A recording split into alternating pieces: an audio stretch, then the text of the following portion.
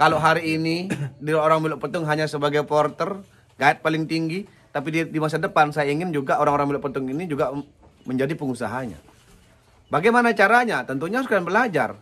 Bagaimana kita belajar? Deketin orang yang bisa. Kalau kalian hanya misalnya tinggal di Puang, tidak mau membuka open pemikiran kalian, maka itu kemudian kalian akan tetap seperti katak dalam tempurung. Kalian akan susah berkembang. Kalian akan susah maju. Ya, jadi kita menjadi sarjana itu nggak cukup.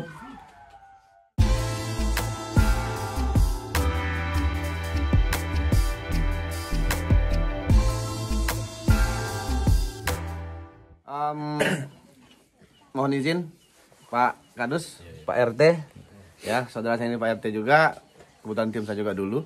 Bismillahirrahmanirrahim. Assalamualaikum warahmatullahi wabarakatuh. Pertama-tama saya ucapkan banyak terima kasih kepada Pak Kadus, Pak RT, kedua RT di sini, tokoh masyarakat, tokoh pemuda, ibu-ibu tiang, saudara tiang, ya, adik-adik tiang yang telah mau hadir di tempat ini, ya. Saya sebagai calon wakil rakyat sangat bersyukur dan bahagia bisa duduk di tempat yang sederhana tapi sejuk. Saya kira cuacanya ini enak ya, kalau di Semarang terlalu dingin. Gak kuat kita berlama-lama di luar, ya. Sebelumnya saya ingin memperkenalkan diri saya. Nama saya Royal Sembahulun atau sering dipanggil Royal. Kemudian ada ini Ayahanda Ama Aras namanya, ya. Kemudian di bawah itu ada Ama Salju. Ya, beliau ini adalah merupakan tim saya, dimana pada Pak Hamdi, Pak Hamdi gimana sih? Kemudian ada the best menteri ya di situ, Pak Yunus. Alhamdulillah sekarang, dulu beliau ini Pak Yunus sama Pak Rasda ini pendukungnya Pak Ruknih dulu. Dia dulu di Nasdem. Kemudian yang satu itu dulu di Pak Marta, PAN. Jadi sekarang saya ini banyak tim yang hijrah ke saya. Alhamdulillah. Tentunya ada hal yang mendasari kenapa mereka pindah. Saya nggak perlu cerita seperti apa, tapi mungkin nanti kita kasih waktu untuk beliau untuk berbicara juga. Saya asli putra Sembalun, lahir tumbuh besar di Sembalun, ya. Saya memilih di Sembalun untuk stay di Sembalun karena memang saya ingin membangun kampung saya sendiri. Padahal walaupun saya memiliki kesempatan yang luas untuk pergi, bukan hanya di Indonesia. Tahun 2009 teman saya ngajak ke Amerika, tapi saya lebih memilih untuk tinggal di Sembalun, kemudian berkarya dan membangun Sembalun. Kalau kakak saya juga seorang politisi, tinggal di Surabaya dari PDIP, sejak kuliah sampai sekarang jadi warga di sana. Tetapi saya memutuskan untuk stay di sebuah desa karena memang saya ingin berkarya di situ.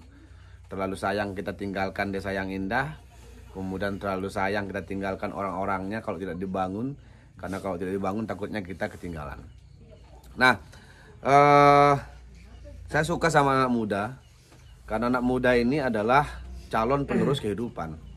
Maju dan mundurnya sebuah wilayah, sebuah desa, sebuah bangsa, sebuah negara itu tergantung kepada generasi mudanya.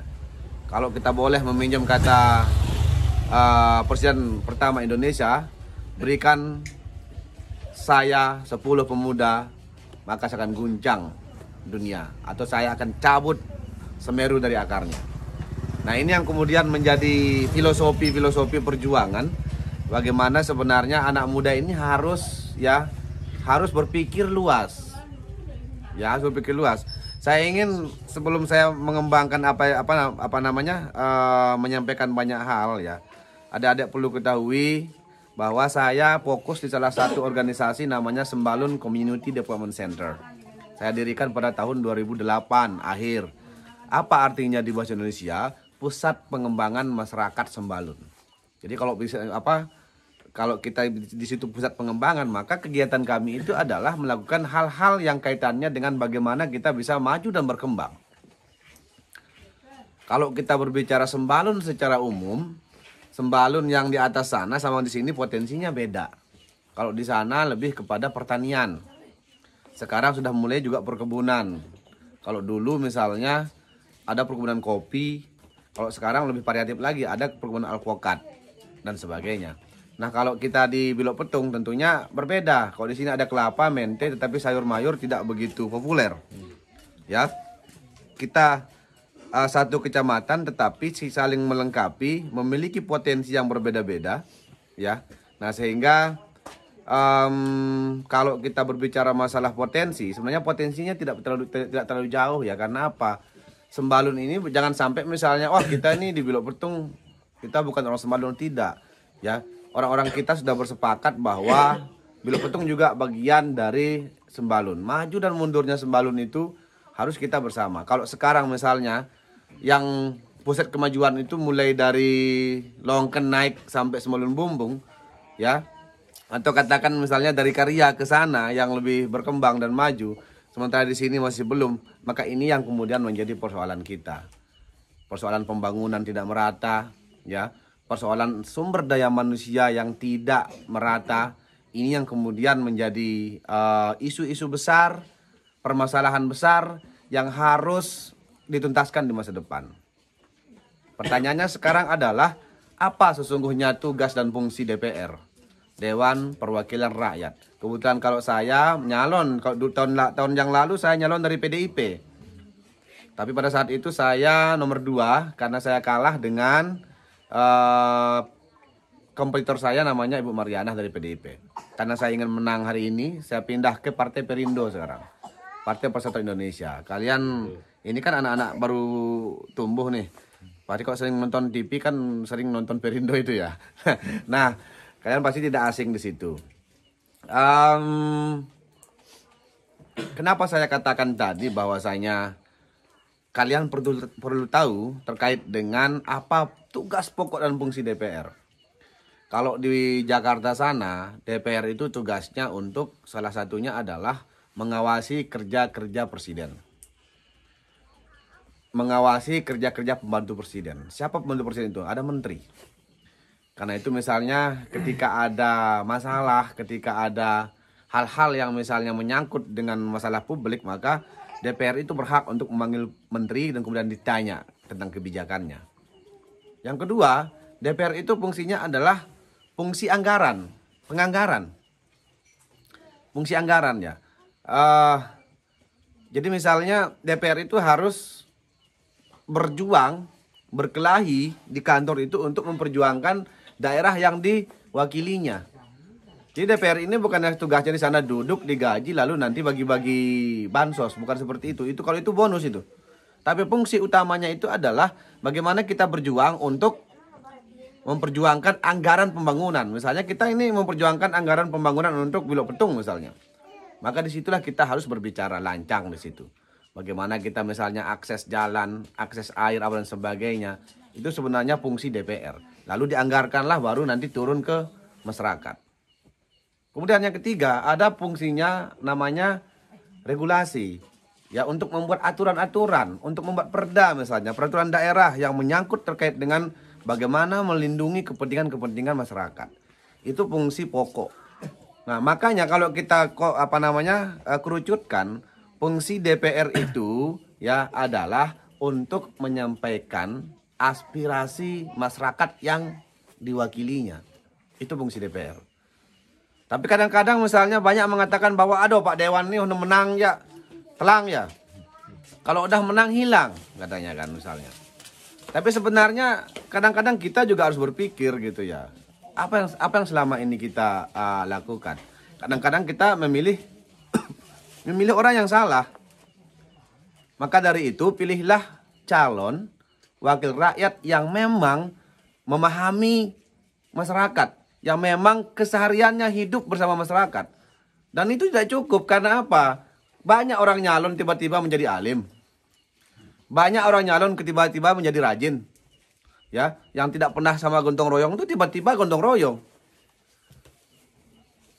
tiba-tiba ngangkut batu di masjid misalnya. Padahal selama hidupnya itu jarang. Tetapi kalau kita ingin melihat bagaimana calon yang kita mau pilih, jangan lihat setahun 2 tahun apalagi bulanan, tapi lihat apa yang dia pernah lakukan selama 10 tahun bahkan belasan tahun. Itu yang harus menjadi acuan kita. Saya atas nama Royal Sembahulun ya mendirikan sebuah lembaga dan saya mendedikasikan hidup saya di sana. Sudah hampir 15 tahun saya bergerak, terutama pada saat itu saya putuskan untuk bergerak di bidang pariwisata. Karena pada tahun 2006 yang lalu saya mulai sadar pada saat itu. Saya dulu ketika selesai kuliah SMA, saya malas kuliah. Tapi lama-lama ternyata ganteng nggak cukup jadi modal kita sebagai anak muda. Kalau nggak punya ilmu, ya kita kalau nggak punya ilmu tuh punya paras ganteng aja nggak cukup. Nggak punya edukasi yang baik, paling tidak walaupun kita nggak kuliah, tapi paling tidak kita memiliki skill apa yang bisa kita andalkan di dalam hidup kita ini. Pada saat itu misalnya ada bule banyak yang datang, saya hanya bilang hai, halo. Ketika diajak ngomong pergi, lari.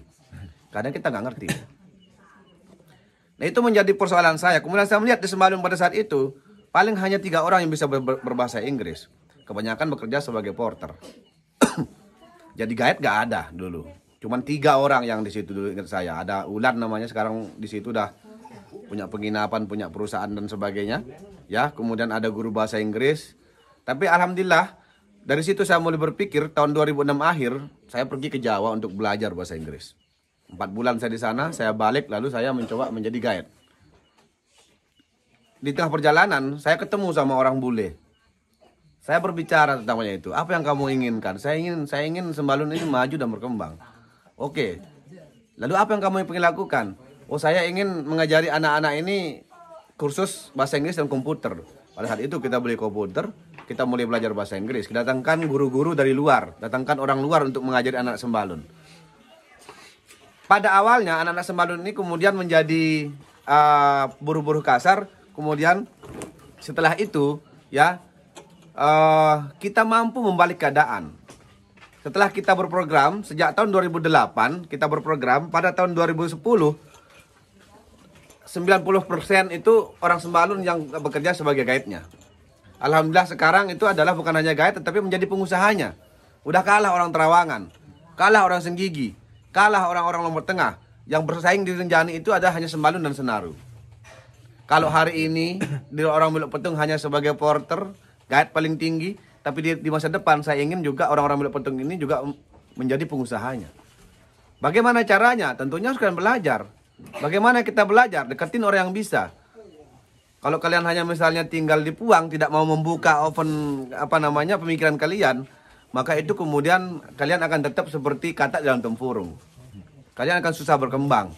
Kalian akan susah maju. Ya, jadi kita menjadi sarjana itu nggak cukup. Saya memutuskan masuk kuliah itu tahun 2008. Saya sarjana hukum, ya. Saya masuk sebagai sarjana hukum, tapi saya tidak memutuskan sebagai pengacara, tapi saya lebih memilih menjadi politisi dan bergerak di masyarakat. Nah, dari kurun waktu itu kami melakukan banyak perubahan.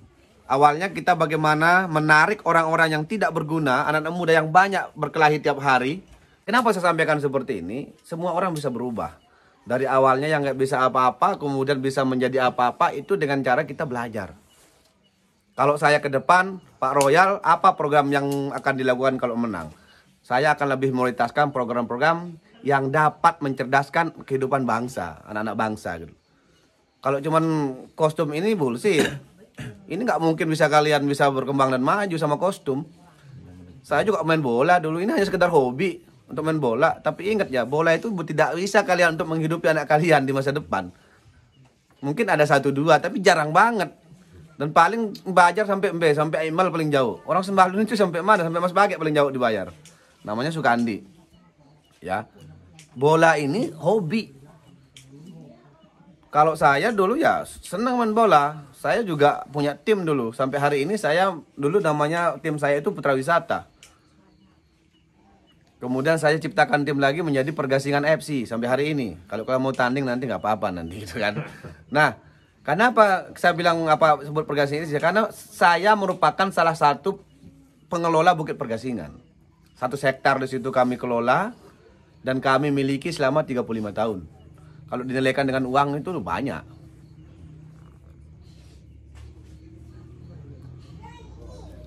Nah, ini yang kemudian kenapa saya bercerita seperti ini. Mungkin kalau calon-calon dewan yang lain nanti kesini lebih banyak janjinya. Woi, mun kemenang kuning nanti kita rabat semua ini. Bukan begitu. Tapi kalau saya lebih baik saya berikan pancing. Lebih baik saya berikan ilmu. Kalau kalian sudah memiliki ilmu, dunia pun kalian bisa genggam. Coba kita bertanya kepada diri kita hari ini. Kalau kita mengandalkan perkebunan di Bilok Petung ini, apakah kita akan sejahtera? Oh tidak. Kalau kalian mengatakan misalnya, wah itu kita sejahtera, wah itu bukan sejahtera. Di sini warung nasi nggak ada, warung bakso nggak ada, berarti tandanya daya beli rendah. Coba kalian main ke Sembalun, banyak mulai ya. Nah, kenapa misalnya kalau kalian di sini juga berjuang ya susah berjuang. Pertama lahan tanah hujan, kedua lahan kering, ketiga tanah kurang subur. Maka dari itu kita harus memiliki lapangan kerja selain itu. Ya.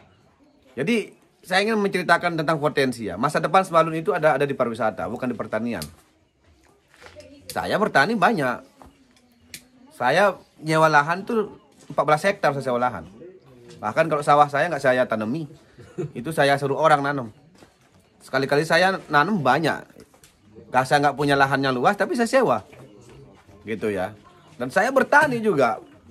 Jadi kita jangan malu sebagai petani. Tetapi kenapa saya bilang masa depan Sembalun bukan di pertanian? Karena kita tidak memiliki lahan yang luas. Rata-rata orang Sembalun itu paling itu mentok per kakak itu 30 arah kalau dibagi rata. Tapi kalau per jiwa ya mungkin sama-sama 3 arah. Jadi kalau kita misalnya melakukan pertanian konvensional seperti hari ini, maka tidak akan membawa kemajuan. Sehingga pada saat itu saya berpikir, saya bangunlah pariwisata. Kalau pariwisata ini, kalian tidak punya sawah pun, is okay ya, nggak masalah. Cukup punya HP. HP itu adalah menjadi sawah kalian. Makanya kalau kalian punya kebun 40 arah di Bilok Petung, jangan berharap mau menjadi orang senang di masa depan. Susah. Nggak mungkin kita punya mente itu bisa hidup senang, cuma 30 arah di masa depan. Karena itu, ini saya lebih fokuskan kepada anak-anak muda ya, biar kalian bisa memahami. Karena itu ya, kalian harus membuka pikiran, kalian harus melihat peluang di depan kalian. Kalian tahu nggak, Rinjani ini kalau sudah normal ya, itu potensinya per tahun itu 300 sampai 400 miliar per tahun uang yang berputar di situ. Untuk ojek saja kalau normal itu 6,4 sampai 10 miliar. Yang beredar di ojek. Coba kalian bayangkan, dalam satu hari ojek jumlahnya 44 bisa 8 kali jalan sehari. Kali 200. Maka uang itu beredar sekitar 69 juta per hari dari ojek. Ojek kalau narik 5 kali sehari 1 juta, Pak. Sementara orang Madayen di sana bekerja di tambak, satu bulan gajinya cuma 1,5 sampai 2 juta. Kalah sama ojek satu hari narik 5 kali. Kalah sama Gayat naik 4 hari dapat 1.500.000 gaji pokok belum bonus. Apalagi 4 tahun ke depan gajinya sudah 500.000 per hari. Lumayan. Saya pengennya ke depan porter itu gajinya berapa? 500.000 per hari. Kalau 500.000 per hari, dia naik cuma 3 kali 1 bulan, dia bisa menghasilkan uang setahun itu bisa 50 juta. Nah, ini yang kemudian yang saya sampaikan tadi itu adalah saya lebih banyak menceritakan apa yang pernah saya lakukan, bukan menceritakan apa yang ingin saya lakukan. Karena 10 tahun saya berjuang. Ya. Nah, karena itu kenapa saya ceritakan ini kepada kalian agar kalian nanti tidak ragu untuk memilih saya, bahwa saya memiliki pengalaman untuk bagaimana membangun anak-anak muda. Selama kalian memiliki keinginan untuk maju, itu pasti maju. Tapi kalau kalian tidak memiliki keinginan, ya siaplah hidup tertinggal. Apa iya ke depan misalnya kita cap Bilok Petung ini menjadi daerah paling tertinggal di Kecamatan Sembalun? Itu harus kita rubah mindset itu. Kita harus rubah di masa depan. Dan saya melihat sekarang sudah mulai maju. Teman-teman Pak RT ini udah ada Julis, kemudian ada Indro di sana, ada SMK di sini, udah mulai nih. Udah mulai mengarah ke sana. Tetapi karena kurang dukungan dan sebagainya, kurang pengalaman dan sebagainya, sehingga perlu kita membangun kebersamaan. Kenapa rasanya Pak Royal, kenapa kok mau nyalon sebagai dewan? Ya, saya tidak banyak uang. Mobil saya itu mobil lama, udah 5 tahun ya. Nggak ganti-ganti mobil saya. Saya nggak punya uang banyak kok. Tapi kalau beli kostum sanggup lah. Saya nggak punya uang. Saya nggak punya uang banyak. Tapi saya punya keinginan yang besar. Ya, saya punya keinginan yang besar. Tapi kalau kalian tanya, HP saya ini dulu saya beli 50 juta 2. Ini saya agak sombong ya. Ini kan iPhone 11. Tapi saya beli udah lama Pak Yus. Baru keluar tuh saya beli. Ini yang Pro yang 500 giga. Tapi apa? Saya gunakan untuk bisnis, bukan untuk gaya-gayaan. Ini sawah saya, tapi saya susah, nggak ada ini ya, nggak ada sinyal. Kalau sekarang kalian gila bola, kalau saya tuh paling suka sekarang itu adalah olahraga terbang, sama olahraga trailan. Tahu terjun payung itu? Terjun payung. Saya tantang kalian nanti. Saya pengen misalnya anak muda Puang berhasil menjadi juara PON. Kayak anak buah saya sekarang, si Tiger namanya itu. Ya, Tiger Terawan. Besok mau ke Rinjani, terbang dari Rinjani. Kalian tahu berapa penghasilannya sekali terbang? 350.000 gajinya hanya 10 menit. Kalau porter itu sehari 250. 24 jam. Terbang 10 kali sudah 3.500.000. Ya. Apapun itu. Ya, yang namanya nyawa itu kalian mau naik motor di sini nanti jatuh mati. Ya, semua itu ada taruhan nyawa ya. Kalau kita berpikir begitu maka kita akan tertinggal. Kalian misalnya hati-hati ditabrak dam mati. Padahal kalian hati-hati gitu ya. Nah, padahal kalian hati-hati. Tapi saya ingin menceritakan success story. Ada anak-anak yang punya bakat, yang berani, yang punya nyali, tetapi tidak memiliki kesempatan karena orang tuanya nggak mampu belikan mereka alat. Berapa alatnya satu itu? 50 juta. Kalian suruh orang tua kalian, ya jual kebun dulu baru beli. Tapi kami pada saat itu dulu bukan berarti orang di Sembalun satu pun tidak ada diberikan sama orang tuanya. Kami pertama pada saat itu beli parasut seharga 30 juta. Kami itu clean up ke Rinjani. Semua anak buah saya itu saya ajak, 40 orang kita naik. Tapi itu tidak terima duit. Kami pakai beli alat. Alat itu yang kami pakai latihan setiap hari. Kayak giliran-giliran, semua giliran. Alhamdulillah sekarang udah puluhan anak-anak Sembalun sudah bisa menjadi pilot. Ada yang tinggal di Bali, ada yang tinggal di Kuta. Karena di Sembalun masih belum ada tempatnya. Tetapi itu kan kita bangun. Dan kalian punya harapan di situ. Andai saja misalnya saya ada rezeki nanti untuk naik. Ya, saya tidak akan mau misalnya membuat program-program yang tidak produktif. Tetapi saya akan membuat program yang benar-benar bisa mencetak anak muda yang bisa berkarya. 4 tahun kalian kuliah, belum tentu dapat pekerjaan yang layak. 4 tahun kalian belajar terbang, kalau punya kesempatan, potong leher saya. Kalian akan mendapatkan hidupan yang layak. Di Bali, gaji pilot terbang para layang itu 70 sampai 120 juta per bulan. Kalian bisa bayangkan, kalau gaji mereka 200.000, sehari bisa terbang 30 kali. Kalikan 200 itu 6 juta. Atau kita tidak perlu jauh-jauh lah. Amak Leo, mantan preman dulu ya. Sekarang itu jatahnya 10.000, Pak Yunus. 10.000 jatahnya untuk 1 rit ojek ke Rinjani. Kalau 44 ojek, jalan 3 kali. Ya, 3 kali saja. Maka penghasilannya itu 1,3 juta per bulan. Wah, enggak per hari.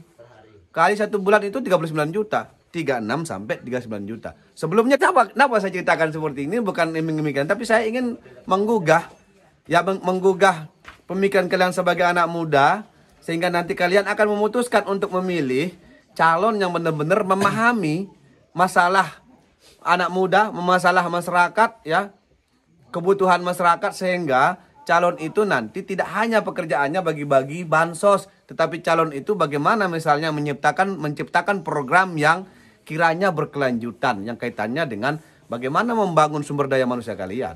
Banyak. Jadi kalian nggak sekolah, jangan malu, jangan berkecil hati.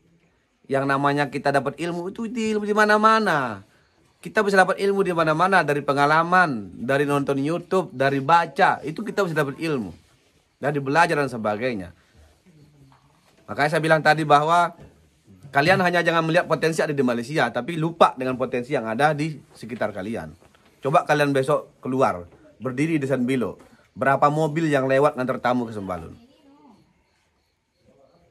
Ada 50.000 wisatawan asing setahun yang mendaki Rinjani.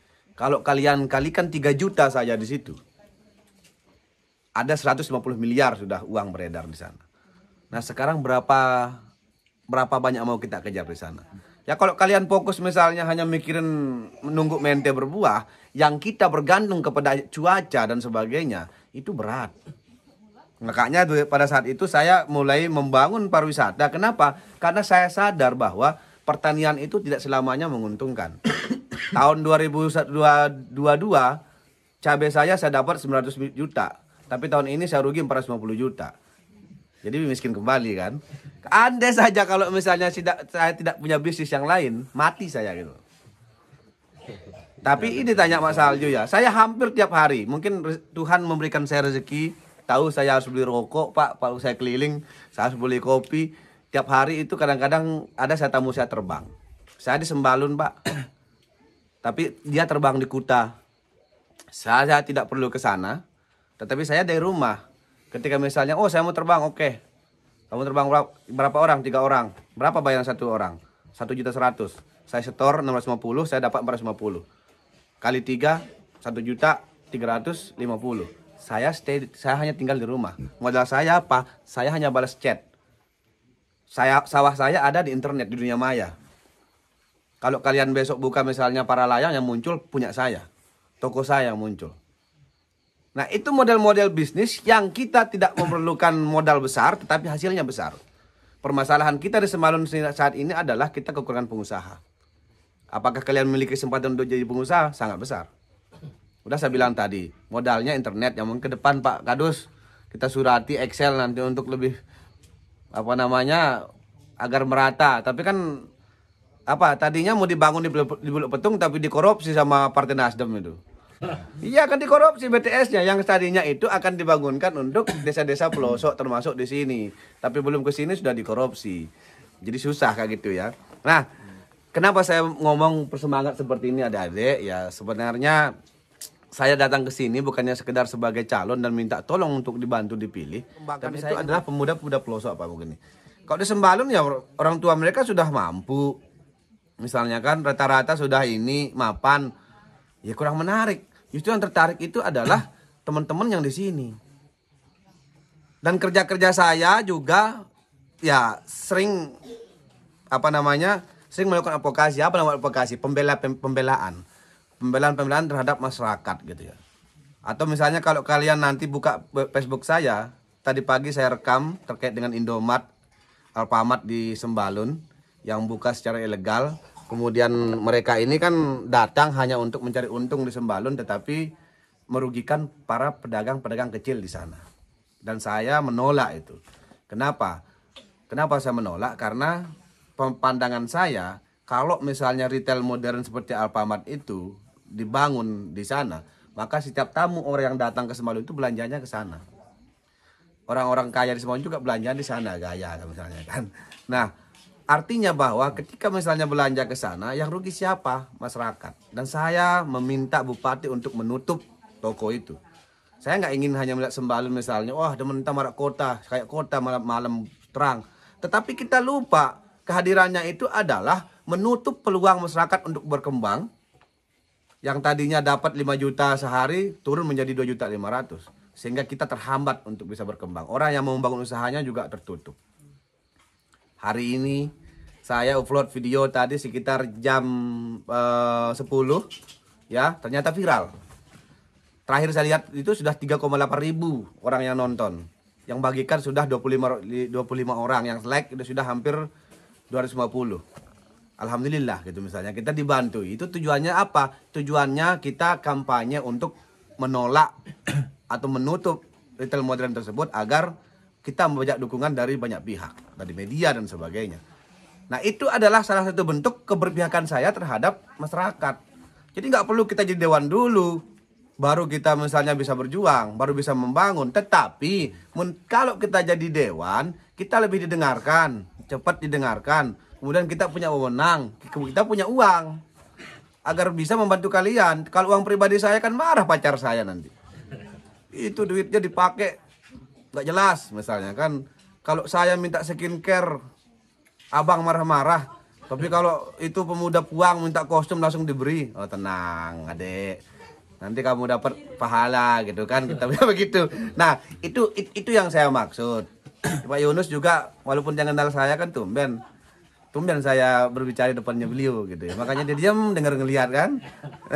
Nah, karena jadi mungkin itu Pak Yunus yang bisa saya sampaikan. Sekali lagi untuk adik-adik saya di sini ya, saya mohon dukungannya. Ya, saya mohon dukungannya. Saya rekam di sini. Saya berkomitmen untuk membantu kalian dan melibatkan kalian nanti dalam berbagai hal. Tidak hanya sekedar sepak bola hanya sekedar hobi. Kalau kalian sudah menikah, kalian sudah berumur 25 ke atas, kalian akan malas main bola. Karena apa? Banyak pikiran nanti. Mikirin pempes lah, mikirin gamis, mikirin jilbab, mikirin beras dan sebagainya. Ya, kalau sekarang oke lah kalian semangat, tapi nanti kalau udah kalian berumur udah mulai mikirin skincare pacar dan sebagainya, itu udah mulai kalian mikirin kerja gitu. Kalian mikirin ekonomi. Ya, saya merupakan salah satu, saya ketua forum wisata Lingkar Rinjani. Saya membawahi semua guide, membawahi semua porter, membawahi semua pengusaha yang ada di Rinjani. Ya, kalau kalian mau buat izin usaha nanti pasti berurusan sama saya. Ya, tapi bukan itu masalahnya. Kalau saya sebenarnya ke depan itu ingin mengajari kalian bagaimana cara kalian terlibat. Kita orang desa, selama ada sinyal, tontonan kalian sama, bacaan kita sama orang Jakarta. Kalau dulu kan kita, wah, Sembalun. Pernah saya dibilang sama orang mana ya, orang Imal dulu. Emang begitu orang Sembalun itu, ketinggalan nggak pernah baca koran. Ya emang bener, koran nggak pernah masuk ke Sembalun. Lalu Bang DJ masuk, baru ada koran. Itu pun berita yang 1 bulan yang lalu, baru keluarnya hari ini. Kejadiannya lama, keluarnya hari ini. Kita ketinggalan. Beda sama Jawa Pos misalnya ya kan, cepat itu terupdate dan sebagainya. Tapi kalau sekarang enak. Jokowi pergi ke Papua, langsung kita buka beritanya 1 menit yang lalu. Kita baca duluan. Yang komen belum ada. Jadi akses informasi itu sangat cepat. Peluang kita sama orang kota dan orang desa sama sekarang. Bahkan peter-peteran dengan Sembalun dengan kota. Kalau di Selong, dia paling ketemu sama orang mana ya? Pasti orang Anjani, Bang Selu. Orang Kalijaga, Pak Nus, Bang Nabedait, orang Krongkong, orang Lesan Lekong. Kalau Sembalun, jangan salah. Ntar nongkrong di warung kopi ketemunya sama siapa? Orang Cina. Duduk lagi datang orang Singapura. Duduk lagi datang orang Denmark. Duduk lagi datang orang Amerika. Duduk lagi datang orang Spanyol. Duduk lagi datang orang Inggris. Jadi kita apa? Kita lama-lama situ gombal. Oh, you are from Spain? Yes. Do you know Mr. siapa pemain bola gitu kan? Nanti bilang Barcelona. Oh, Barcelona paduanku. Wah, sebutnya dengan apa? Saya dari Arsenal, kata Arsenal paduanku. Jadi semua, padahal enggak. Maksud saya, ketika kita ketemu sama banyak orang seperti itu, kita berinteraksi, banyak hal yang kita bisa diskusikan. Ketemu sama orang Jakarta, ketemu sama orang Bandung. Dengan secara otomatis, wawasan kita juga lebih luas. Pengalaman kita lebih luas. Karena kita berbagi informasi, berbagi pengalaman dengan orang-orang di luar. Pergaulan kita juga luar biasa luas. Nah, ini yang kemudian menjadi harapan kita di masa depan. Mungkin itu yang bisa saya sampaikan. Pak Kadus, mohon maaf kalau ada kata-kata yang menyinggung. Saya lebih kenapa berbicara seolah-olah deket sama kalian, karena memang begitulah saya. Kalau kalian nanti jangan malu, misalnya lewat apa jangan malu negur saya gitu. Kalau saya kan kadang-kadang semakin banyak saya kunjungi lupa gitu ya. Tapi jangan ke depan itu kalian jangan malu. Kalau misalnya saya menang nanti, kemudian saya menghilang, Pak Unus, cari dia. Kalau saya misalnya nanti menghilang, cari dia. Ya, cari beliau atau Pak Kadus ya. Pak Kadus nanti ya. Pak Yunus kan nggak tahu kita, siapa tahu nanti ditarik jadi kepala dinas. Ya, kalau saya misalnya nanti kita promosikan misalnya dikasih walaupun masih muda gitu ya. Maksud saya kalau Pak Kadus kan pegawai negeri, suatu saat bisa pindah dan sebagainya, tapi paling tidak nanti Pak Kadus lah sama Pak RT ini teman saya sejak lama, bisa kita nanti berkomunikasi lebih banyak. Mungkin itu Pak RT, Pak Kadus. Sekian, wassalamualaikum warahmatullahi wabarakatuh.